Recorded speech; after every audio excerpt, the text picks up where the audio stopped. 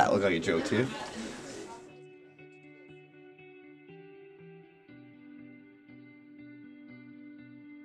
So, I'm Jason Schlonsky. I'm on the men's lacrosse team. I'm a junior. Okay, my name is Brianna Warbell and I play on the Skidmore women's soccer team, but I'm a senior this year. I think it was hard at first, especially as a freshman coming out of high school, because you don't know the level of work that it's going to take to do well in a college like this. I think by the middle of my sophomore year, I started to realize that like the resources I needed to actually do well were there. I just had to kind of go out of my way to look for them, which is something that I didn't have to do in high school.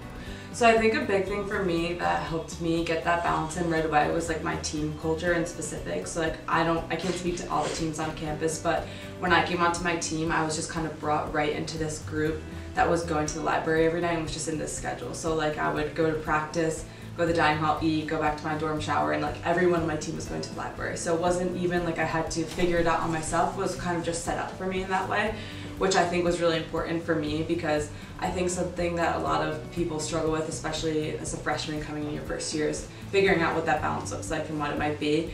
So having a group of like 25 girls say, hey, this is what you should do, this is how you're going to succeed, and not only telling me what to do, but just following their lead, sort of. I mean, I think that when they first step foot on campus, we utilize Brenda and SAS immediately. So that first week, they're interacting with her. We do a 1-hour introduction even for returning players, so we sit down and talk to her. The players that are returning have a chance to tell the first years what they did in the past to keep up with academics and basketball and balance both. The biggest challenge I faced was never knowing what is enough work that you've done. So a perfect example is like when you leave, let's say practice, you're never really done studying or you're never really doing enough until you get a grade back. So knowing when to kind of cut yourself off and say like, okay, I've done the best I can and whatever is going to happen happens has definitely been something to come to terms with. Just how much more intense it was the hardest part to kind of deal with.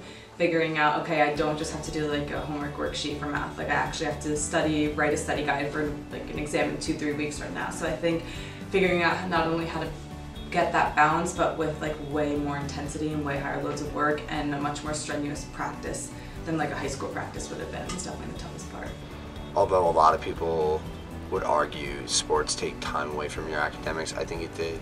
I think it depends on the person, but for me personally, it went the complete opposite direction. So because I had time that I had to dedicate towards sports, being at a lift or a practice at a certain time that I couldn't be late to, I was kind of forced to handle my work in a shorter time period, and like I guess having those restrictions on myself made me realize that like, okay, I need to get this done if I still want to have the privilege of getting to play a sport.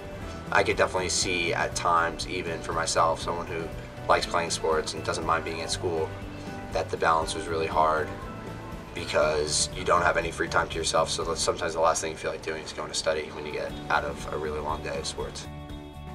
Are there any negatives you think from playing sports? Do you think you'd have better grades? Yeah, sometimes I think about that. I think the only time I really think about that and say, oh man, I kind of wish I wasn't playing sports right now, is mostly during exam week, so midterms and finals. Just because those are like, you know, a massive portion of your grade. There's a lot of pressure. It's decided between that last week of school, and it seems like every hour and every minute is super precious to handing things in.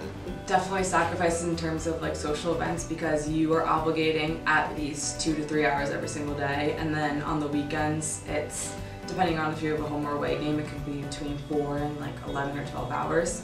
So you're definitely giving up a lot of your time, especially in your season. And I guess that depends on the seasons. Like for the fall, at least for me, we come here 2 weeks before everyone else. So I'm giving up 2 weeks of my summer that everyone else at Skidmore has. That's not a fall sport. If you have a sport that doesn't, for example, like lacrosse doesn't start until spring, but if I have midterms and finals in the winter, a lift that takes up 2.5 hours when I'm in crunch time seems like the end of the world. But obviously, once finals and things are over, I normally step back and realize that it wasn't a big deal. And now I've just kind of structured myself to be this person that's like very like always wants to be doing something, like always looking for the next thing that I could be doing, and I think that's because of soccer. And I think that if I didn't have soccer, like, I get this 2-week lull, like out of season always, where like I don't know what to do with myself because I don't have practice. That doesn't make me go to the library and like be on that routine. So I definitely think that being in soccer has structured me in a sense to have like really great time management skills, really great organizational skills, and just like definitely do better as a student.